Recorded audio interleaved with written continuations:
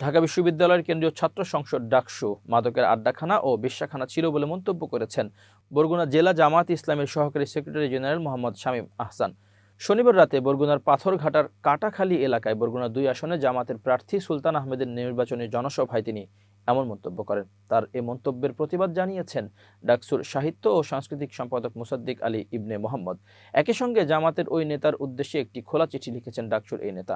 খোলা চিঠিতে তিনি বলেছেন, বরগুনার জামাত নেতা শামীম আহসান ডাকসু ছিল মাদকের আড্ডাখানা ও বেশ্যাখানা বলে ঢাকা বিশ্ববিদ্যালয়কে নিয়ে যে ঘৃণ্য বক্তব্য দিয়েছেন তার তীব্র নিন্দা ও প্রতিবাদ জানাচ্ছি। এটা সত্যি যে ডাকসুর সমাজসেবা সম্পাদক ঢাকা বিশ্ববিদ্যালয় ও এর আশপাশ থেকে অনেকগুলো মাদক ও পতিতা সিন্ডিকেট, এরা ঢাবির নয়, সব বহিরাগত ছিল। চিহ্নিত করে রমনাজন পুলিশের মাধ্যমে এদের আইন অনুযায়ী হাতে নাতে ধরেছে। কিন্তু তাই বলে জামাত নেতা যেভাবে ঢালাওভাবে ঢাকা বিশ্ববিদ্যালয়কে মাদক এবং বেশ্যাখানা বলে মন্তব্য করেছেন তা সম্পূর্ণ অগ্রহণযোগ্য এবং ঢাকা বিশ্ববিদ্যালয়ের জন্য চরম অবমাননাকর।